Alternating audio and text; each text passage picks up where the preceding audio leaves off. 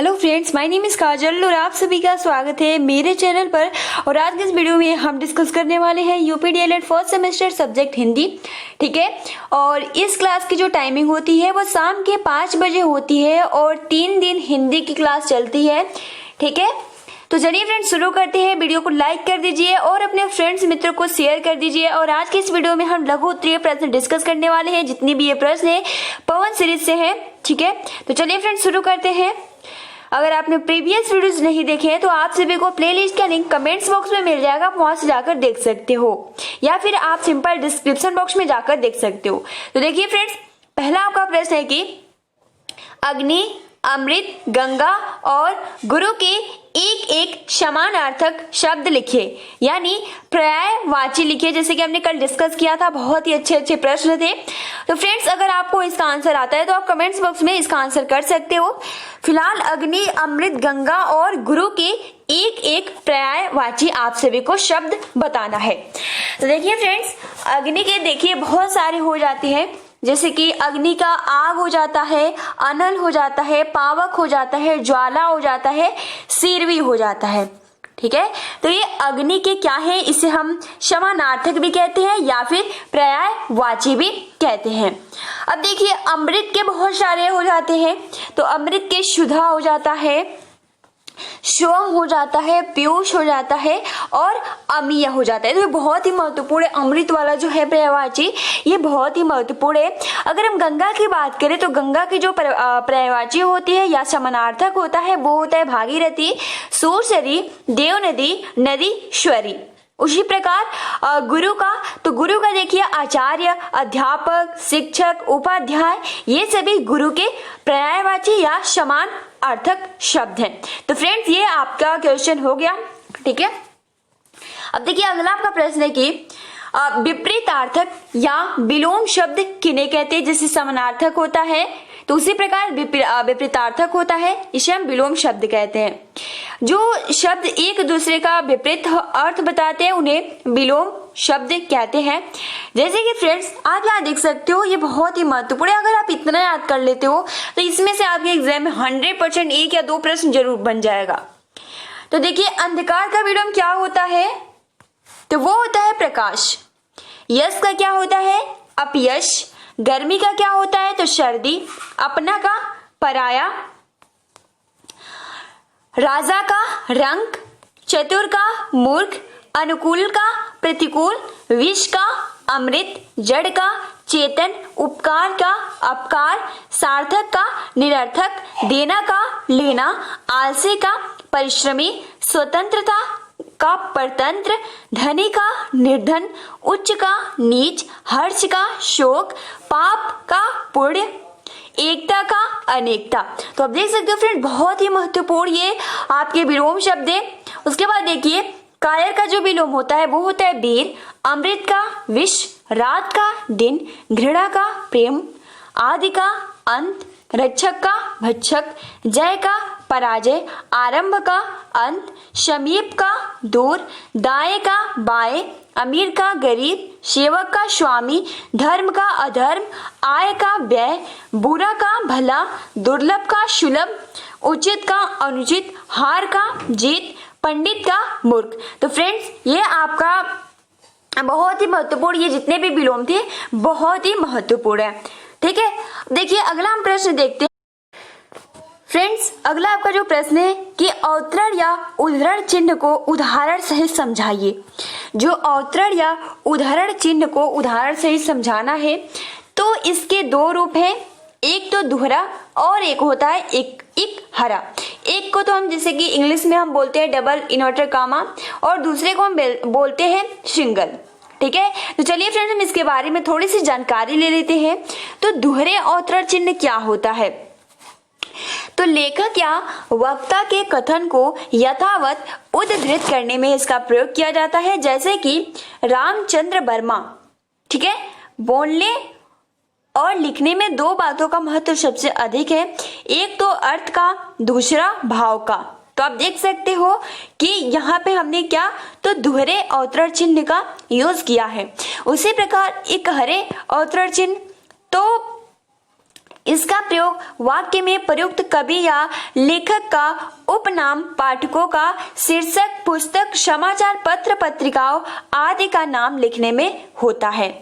जैसे कि सूर्यकांत त्रिपाठी, इसे हम शॉर्ट में क्या बोलते हैं, निराला का परिमल ग्रंथ।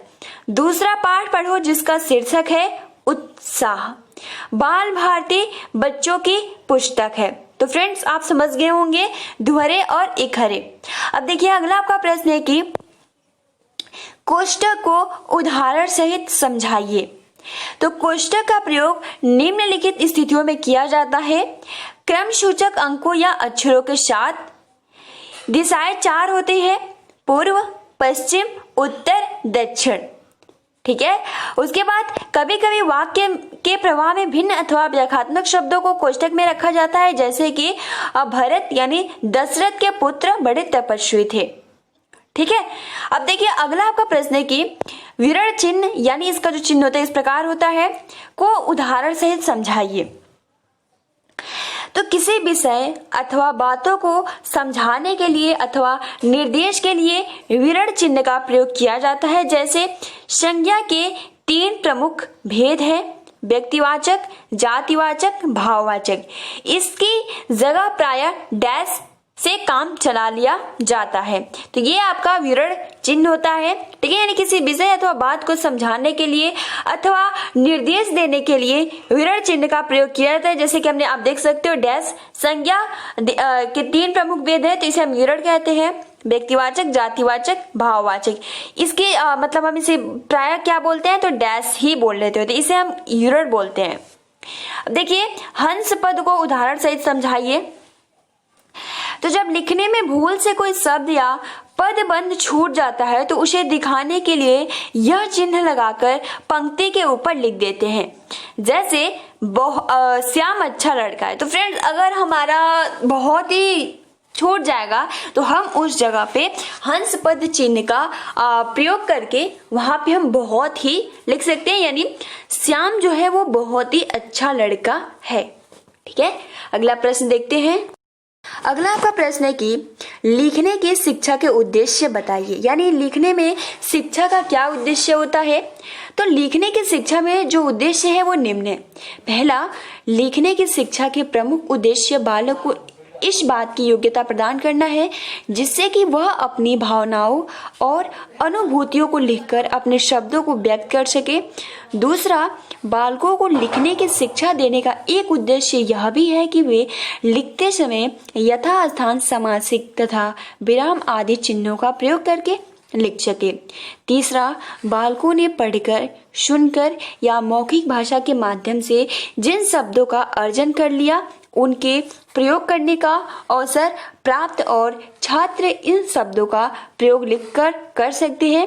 चौथा पॉइंट कि बालकों ने जिस ज्ञान को प्राप्त कर लिया उन्हें लिखित भाषा का ज्ञान कराकर उस ज्ञान को सुव्यवस्थित तारतम्य रूप से प्रस्तुत करने की शिक्षा प्रदान करना। पांचवा पॉइंट कि बच्चों को सुंदर, स्पष्ट तथा आकर्षक ढंग से लिखने की शिक्षा देना।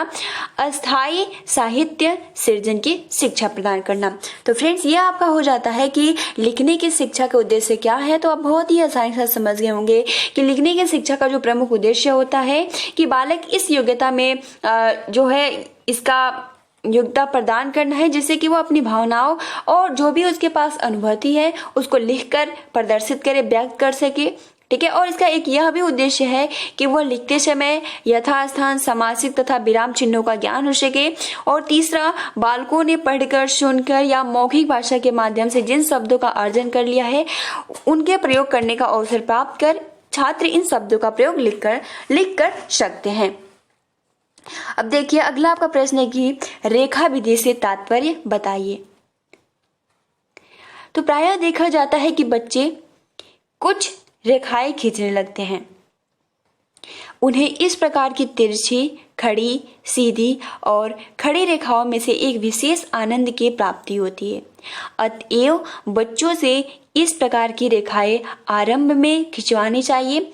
जब रेखा खींचने में उनके हाथ यानी जब उनका संतुलित बन जाए, ठीक है, सधने लगे तो अक्षरों के आकार बनवाने चाहिए। इसे ही रेखाओं द्वारा अक्षर सिखाने की विधि कहते हैं। तो ये होता है रेखा विधि से तात्पर्य। अगला आपका प्रश्न है कि मॉन्टेसरी विधि को समझाइए। तो मॉन्टेसरी पद्धति में छोटे बच्चों को लिखने की शिक्षा देने के लिए 3 विधियों का प्रयोग किया जाता है। हमने बहुत ही अच्छे से डिस्कस किया था। तो जो मॉन्टेसरी विधि, सबसे पहले बच्चे को लेखनी पकड़वाने का अभ्यास कराया जाता है। यह अभ्यास कार्य कागज अथवा पट्टी पर रेखा गणित की विभिन्न आकृतियां खींचकर उन्हें लेखनी के द्वारा स्याही भरवा कर ही किया जाता है। सेकंड, कि बालकों को अक्षर का स्वरूप बताने के लिए रेगमाल कागज का प्रयोग किया जाता है। रेगमाल अक्षरों का स्वरूप बना रहता है, यानी जो आपका कागज अगर आपने देखा भी होगा तो उससे पहले से ही बना होता है। ठीक है, बच्चे अक्षरों के बने हुए आकार पर उंगली फेरते हैं। तीसरा, कि धीरे धीरे उक्त रेगमाल कागज पर उंगली फेरते फेरते उसके ध्वनि का भी उच्चारण करने लगते हैं। इस क्रिया के द्वारा वे अक्षरों की ध्वनि तथा साम्य में आपसी संबंध स्थापित करते हैं और तब वे स्वतः लिखना आरंभ करते हैं। तो फ्रेंड्स, ये आपका हो जाता है मॉन्टेसरी विधि, जो कि बहुत ही महत्वपूर्ण है। आप इसको अच्छे से याद कर लीजिएगा। 3 विधि है। ठीक है, सबसे पहले तो लेखनी पकड़वाने का अभ्यास करवाया जाता है। ठीक है, और उनको विभिन्न आकृतियां, रेखा गणित के मतलब त्रिभुज, ये सब कुछ हो गया। उसके बाद अगर हम बात करें कि बालकों को अक्षर स्वरूप बतलाने के लिए रेगमाल कागज का प्रयोग किया जाता है। ठीक है, और क्योंकि जो रेगमाल कागज होता है वो धीरे धीरे, क्योंकि उस पर पहले से ही बना होता है और वो उंगली से बार बार उसकी जब वो फेरता है तो उसका जो ध्वनि है उसका भी उच्चारण करने लगता है। ठीक है, और इस क्रिया के द्वारा वे अक्षरों की ध्वनि तथा साम्य में आपसी संबंध स्थापित करते हैं और तब वे स्वतः ही लिखना आरंभ करते हैं। देखिए फ्रेंड्स, अगला जो आपका प्रश्न है कि पेस्टोलॉजी विधि का परिचय दीजिए। ये क्या है? ये भी बहुत ही महत्वपूर्ण है। इस विधि में बालक को सरल से जटिल की ओर ले आया जाता है, यानी बस सिंपल आप याद कर लीजिए पेस्टोलॉजी विधि क्या है। तो इसका सिंपल होता है, सूत्र जो होता है सरल से जटिल की ओर, यानी उनको सबसे पहले तो अक्षरों का ज्ञान नहीं कराया जाता है। अक्षरों की आकृतियां विभिन्न टुकड़ों में विभाजित कर ली जाती है। इसके बाद टुकड़ों के योग से पूरे अक्षर की रचना कराई जाती है। उनको पहले वे ही वर्ड सिखाए जाते हैं जो कि अधिक सरल होते हैं। तत्पश्चात कठिन वर्डों की शिक्षा दी जाती है, यानी सिंपल आप याद कर सकते हो कि पेस्टोलॉजी विधि यानी सरल से कठिन की ओर। ठीक है, पेस्टोलॉजी या सरल से कठिन की ओर। अगला आपका प्रश्न है कि मनोवैज्ञानिक विधि क्या है। ठीक है, मनोवैज्ञानिक विधि। तो मनोवैज्ञानिक विधि में बच्चों को पहले पूर्ण ज्ञान कराया जाता है, यानी जो हमने डिस्कस किया था पूर्ण से अंश की ओर। तो ये भी आपके शिक्षण सूत्र पे ही आधारित है। ठीक है, मनोवैज्ञानिक विधि यानी मनोवैज्ञानिक विधि में बच्चों को पहले पूर्ण का ज्ञान कराया जाता है, इसके बाद अंश का ज्ञान कराते हैं, अर्थात उन्हें सर्वप्रथम पूरे वाक्य की शिक्षा दी जाती है। इसके बाद शब्द और अंत में अक्षरों की शिक्षा दी जाती है। एक विद्वान ने इस संबंध में लिखा है कि बालक जब पाठशाला में भर्ती होने आता है तो वह छोटे छोटे वाक्यों में बोलना जानता है और वर्णमाला के विभिन्न अक्षर उसके ज्ञान के लिए निरर्थक तथा सारहीन होते हैं। बिल्कुल सही बात है, क्योंकि वो बोल लेता है, कुछ तो वाक्य बोल ही लेता है, लेकिन जब हम उसको एक एक अक्षर बताते हैं कि हाँ ये अ है, ये क है, तो उसको उसके सामने थोड़ी कठिनाई आती है। तो इसलिए जो आपका मनोवैज्ञानिक विधि है ये पूर्ण से अंश की ओर, यानी सबसे पहले तो वाक्यों का ज्ञान, फिर शब्दों का ज्ञान, फिर अक्षरों का ज्ञान कराया जाता है। ठीक है, और वर्णमाला के विभिन्न अक्षर उसके ज्ञान के लिए निरर्थक तथा सारहीन होते हैं। उनका अपने में कोई अर्थ नहीं होता है।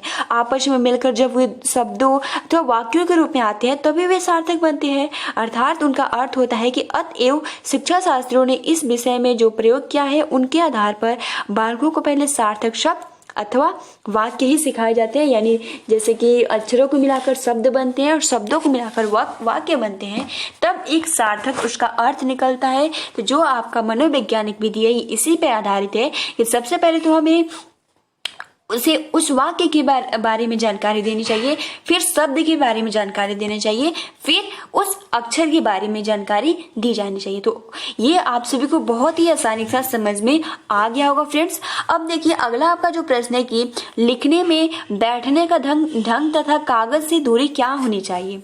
इसके ये जो प्रश्न बहुत ही महत्वपूर्ण है।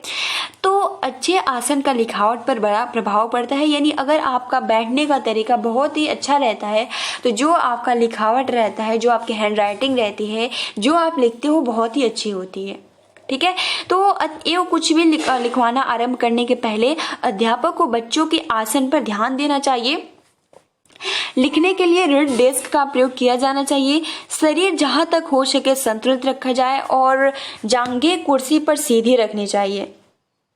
ठीक है, और निचला भाग पैर का लंब रूप में रहे और पैर का तलवा फर्श पर टिका हुआ दाएं हाथ से लिखा जाए और बाएं हाथ से कागज संभाला जाए।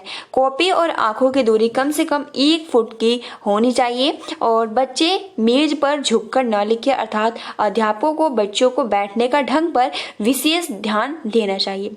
तो ये आपका हो गया लिखने में बैठने का ढंग तथा कागज की दूरी। तो फ्रेंड्स, आपने बहुत ही इसको आसानी से समझ लिया होगा कि लिखने में बैठने का ढंग किस तरीके से होना चाहिए। तो सबसे पहला पॉइंट तो लिखने में लिखावट में सबसे जो महत्वपूर्ण रोल होता है वो आसन का होता है। ठीक है, यानी एक शिक्षक को चाहिए कि जब वो किसी बालक से लिखवाना आरंभ कर रहा है तो सबसे पहले उसके बैठने पर किस तरीके से बैठ रहा है उस पर ध्यान देना चाहिए। प्लस अगर वो कुर्सी पे बैठ रहा है तो उसकी जो जांघें है वो सीधी रखनी चाहिए और जो उसका पैर है, जो तलवा है, वो जमीन पे होने चाहिए। ठीक है, और उसके बाद जो उसका राइट हैंड है उससे लिखना चाहिए और जो उसका लेफ्ट हैंड है उससे कॉपी को संभालना चाहिए। ठीक है, और जो आपकी कॉपी और आंखों की दूरी जो होनी चाहिए वो 1 फुट की होनी चाहिए। और सबसे महत्वपूर्ण कि जो कुछ भी वो लिखे मेज पे तो बच्चा जो है वो सीधे लिखे, न कि झुककर। ठीक है फ्रेंड्स, अब देखिए अगला आपका प्रश्न है कि कलम पकड़ने की विधि क्या होनी चाहिए। ये भी बहुत ही महत्वपूर्ण है। ठीक है, तो बच्चों को इस प्रकार कलम पकड़ने का ढंग बताया जाए कि लिखते समय कलम और अंगूठे और उंगली के बीच आ जाए। यानी जो आपका कलम है वो अंगूठे और उंगली के बीच आ जाए और कलम का मुंह कंधे से बाहर की ओर। यानी जो आपने देखा भी होगा बहुत सारे मतलब ऐसे बच्चे होते हैं जो पेन होते हैं एकदम ऐसे करके लिखते हैं, जो कि गलत होता है। कंधे से बाहर होना चाहिए। ठीक है, और लिखते समय हथेली का भाग स्पष्ट रूप से दिखते रहना चाहिए और कलम 45 अंश पर कटी होनी चाहिए, यानी 45 अंश पर होनी चाहिए। और ऐसा करने से बच्चों के लेख सुंदर तथा सुडौल होते हैं। ठीक है फ्रेंड्स, तो फ्रेंड्स आज के लिए हम इतना ही प्रश्न डिस्कस करते हैं, जो कि जितने भी है आज के हमने प्रश्न डिस्कस किए बहुत ही महत्वपूर्ण थे। ठीक है, तो आप अपना अच्छे से प्रिपरेशन करते रहिए। वीडियो को लाइक कर दीजिए और अपने फ्रेंड्स मित्रों को शेयर कर दीजिए। मिलते हैं अगली वीडियो में। Thanks for watching, take care and best of luck.